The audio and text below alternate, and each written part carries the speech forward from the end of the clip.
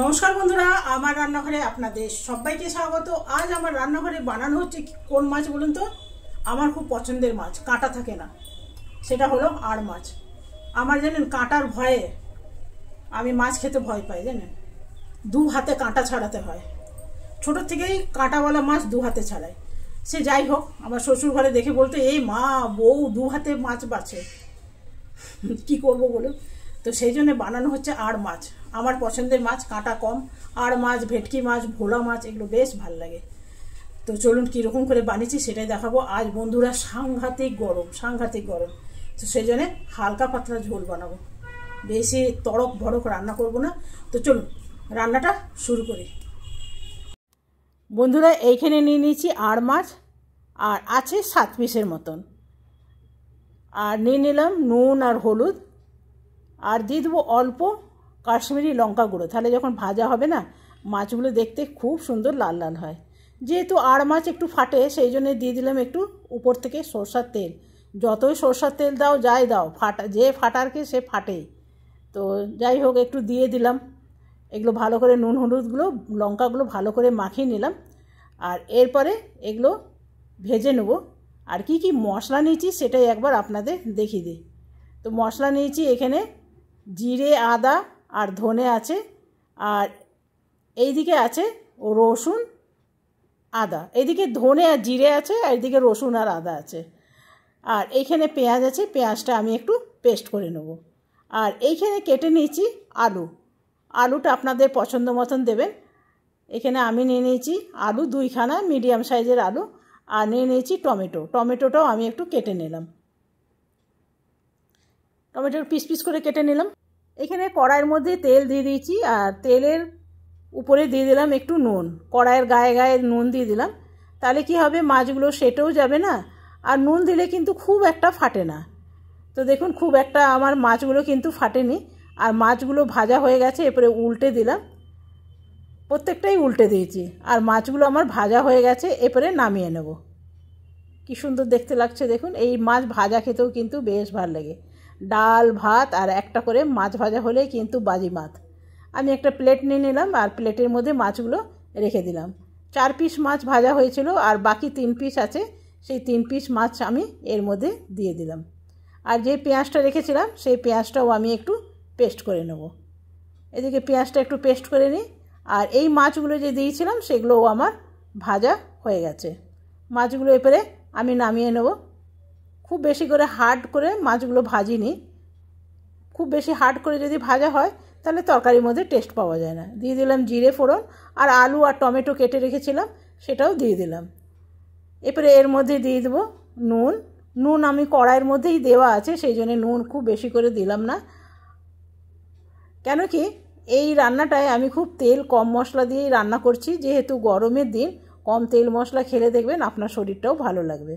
এখানে দিয়ে দিলাম নুন, কড়াইয়ের মধ্যেও নুন ছিল সেই জন্য অল্পই নুন দিলাম। দিয়ে দিলাম একটু হলুদ, দিয়ে ভালো করে কষিয়ে নিতে হবে। এমনভাবে কষাতে হবে যেন আলুগুলো হাফ কুক হয়ে যায়, অর্ধেকটা সেদ্ধ হয়ে যায়। দিয়ে দিলাম 2টো তেজপাতা। আমার 5 মিনিট ধরে কিন্তু এগুলো ভাজা হয়ে গেছে, আর আলুটা অনেকটাই ভাজা হয়ে এসছে। এরপরে দিয়ে দিলাম ধনে আর জিরে বাটা, আর একটু ধনে আর জিরে আছে সেটাও দিয়ে দিলাম। আর দিয়ে দিলাম একটু রসুন, খুব সামান্য নামমাত্র কিন্তু রসুন দিয়েছি। যেহেতু বাটা মশলা সেহেতু একটু জলের প্রয়োজন হয়, দিয়ে দিলাম জল। আর দিয়ে দিলাম পেঁয়াজ বাটা 1 চামচের মতন, আর ধনে জিরে বাটাও আছে 1 চামচ, রসুন বাটা আছে হাফ চামচেরও কম। এরপরে দিয়ে দেবো একটু কাশ্মীরি লঙ্কা, জাস্ট কালারের জন্য। কাশ্মীরি লঙ্কা দিলে তরকারি কালারটা কিন্তু অসাধারণ লাগে। এরপরে মনে হচ্ছে নুনটা আমার কম, আমি একটু টেস্ট করে দেখলাম একটু কম মনে হলো, সেই জন্য আরেকটু নুন আমি দিয়েই দিলাম। তো কষানো আমার হয়ে গেছে, প্রায় 10 মিনিট লেগেছে আমার এটা কষাতে। এরপরে দিয়ে দিলাম জল,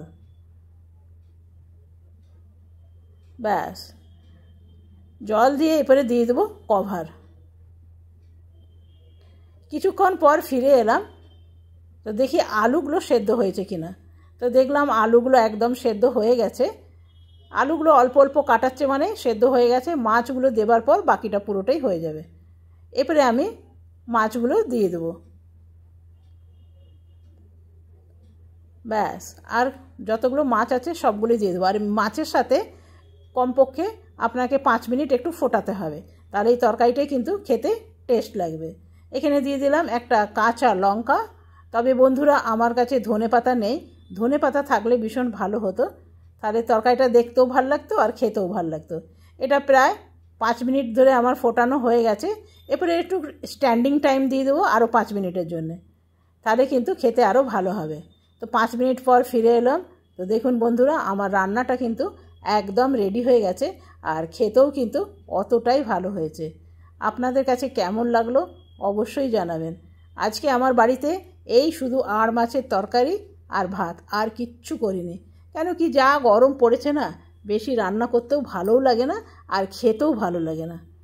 ভালো লাগলে একটা লাইক করবেন, সাবস্ক্রাইব করবেন।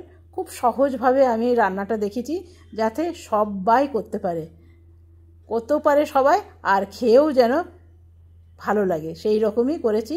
আর আমি এটা বলতে পারি আপনাদের খাওয়ার পর ভালো অবশ্যই লাগবে।